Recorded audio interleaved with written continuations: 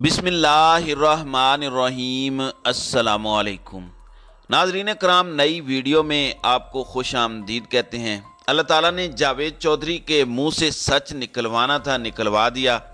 जावेद चौधरी वो बंदा है जो बाजवा का राइट हैंड है। जिन ताकतों का ये मोहरा है वो आप सबको पता है। अब जावेद चौधरी को बंद कमरों में बताया गया कि इमरान खान को हमने इसलिए नहीं आने देना कि इसने आकर हमें फांसियां देनी हैं, इसने इंतकाम लेना है और इसने हमें छोड़ना नहीं है।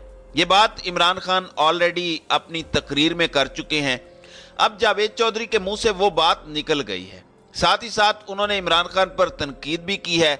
साथ आम लोगों को भी कहा है कि इमरान खान बिजनेसमैन तबके को नहीं छोड़ेगा। लेकिन असल बात उनके मुंह से निकल गई है और वो ये है कि इमरान खान ने कमीशन बनाकर फांसियां देनी है। अब वो कमीशन किस पर होगा?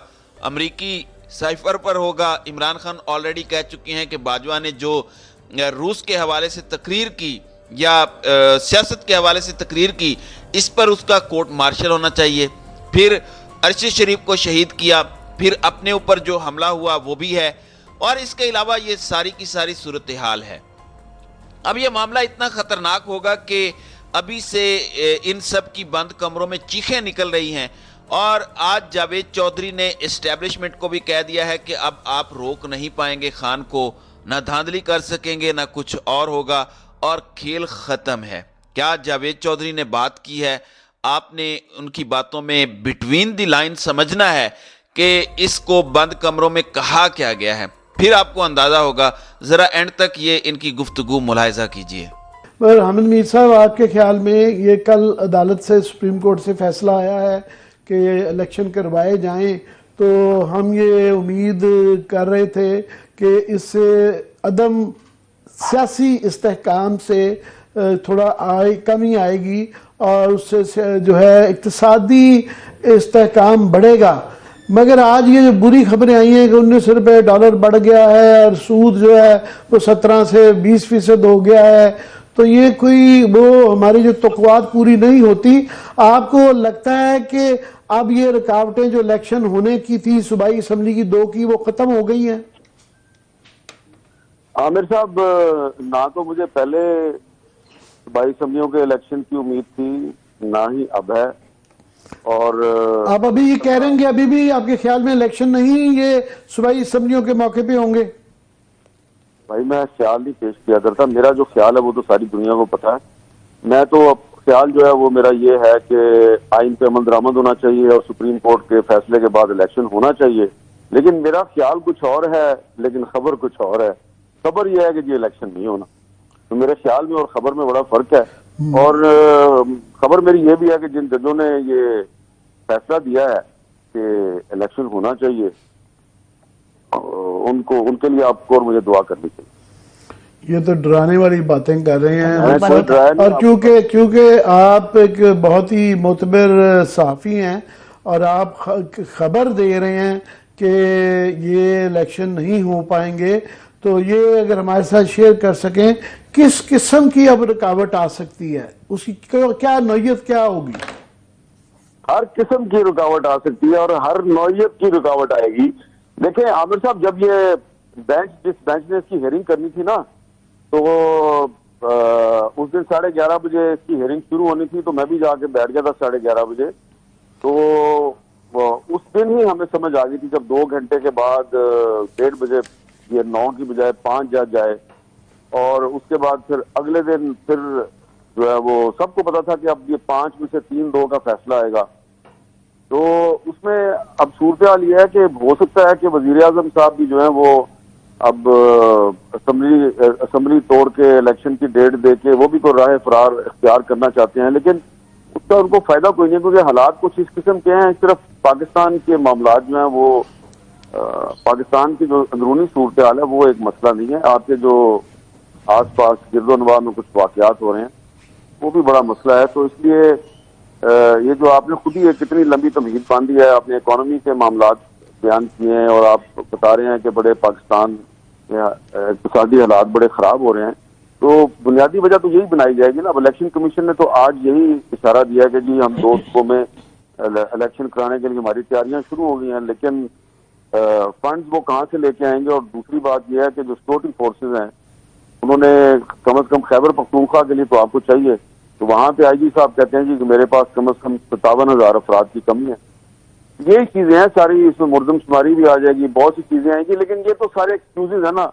मुझे और आपको बस दुआ करनी चाहिए कि हमारा एक आईनी इदारा है सुप्रीम कोर्ट, इसकी साख को पहले ही बहुत नुकसान पहुंच चुका है, बस इसकी साख को मजीद नुकसान ना पहुंचे और मजीद ऐसी खबरें ना आए, मजीद ऐसी ऑडियो लीक्स ना आए, ऐसी डॉक्यूमेंट्स जो हैं वो आपके और मेरे प्रोग्राम का मौजू ना बने, जिससे कि अवाम जो है वो सोचें कि यार हम किधर फंसते हैं।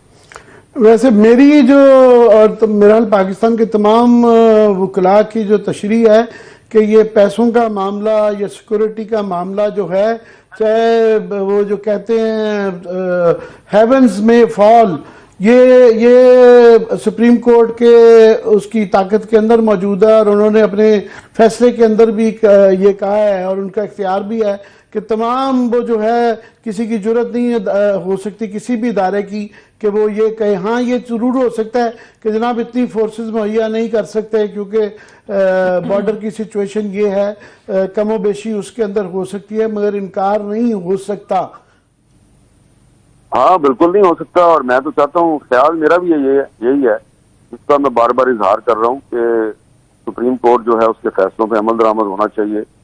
और आइन में जब कह दिया गया कि सूबाई असम्बली के टूटने के 90 दिन के अंदर इलेक्शन होना चाहिए तो वो इलेक्शन होना चाहिए। लेकिन अब आप भी यहीं पे और मैं भी यहीं पे हूँ। दुआ तो हमारी यही है, ख्याल भी हमारा यही है कि आइन पे अमल दरामद होना चाहिए। लेकिन आप अच्छी तरह जानते हैं कि आइन जो है वो एक मजाक है पाकिस्तान। तो आप आइन की जो खूबियां भी बयान की जा रहे हैं, मीर साहब साथ में डराई भी जा रहे हैं कि वो, मेरा तो ये ख्याल है, आज उनसे मिफ्ता इस्माइल साहब से पूछा गया कि जनाब ये बताएं कि आपके ख्याल में ये जो बुरी खबरें इकानमी की आ रही हैं तो क्या हम इमरजेंसी फाइनेंशियल की ज़रूरत है। उन्होंने कहा कि ये ऑलरेडी फाइनेंशियल इमरजेंसी है, मगर जैसे आप कह रहे हैं कि निज़ाम को तब्दील करके फाइनेंशियल इमरजेंसी लगा दी जाए तो क्या करेंगे क्या। आपने ऑलरेडी जो आपकी तमाम रिसोर्सेज हैं वो बुरे कार ला जाती हैं, सिर्फ कोई हुकूमत की तब्दीली इवन केयर टेकर के गवर्नमेंट के आने से कोई उससे कोई फ़र्क तो नहीं पड़ेगा। जो पाकिस्तान की इक़्तिसादी सूरत हाल है उसका इमरजेंसी के साथ लगाए जाने से कोई फ़र्क नहीं पड़ेगा। देखिए, ये मिस्टर इस्माइल साहब से मेरी भी आज लंबी बात हुई है, और भी बहुत से लोग हैं, आज मेरी भी काफी लोगों से मुलाकात हुई है, मैंने भी उनके साथ काफी बातचीत की है। कुछ ऐसे भी लोग हैं हुकूमत के जो अब इस सारे मामले से भागना चाहते हैं, वो फरार का वो रास्ता तलाश कर रहे हैं, लेकिन रास्ता है नहीं है किसी के पास।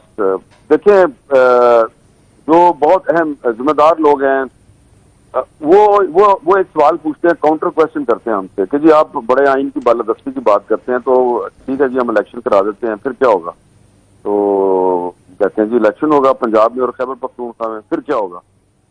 फिर जी हम कहते हैं जी फिर थोड़े दिनों के बाद कौमी असम्बली का और बलूचिस्तान में और सिंध में भी इलेक्शन हो जाएगा, फिर क्या होगा। तो मैंने डरते डरते कहा जी कि फिर इमरान खान दोबारा वजीर आजम बन जाएगा। उन्होंने कहा फिर क्या होगा।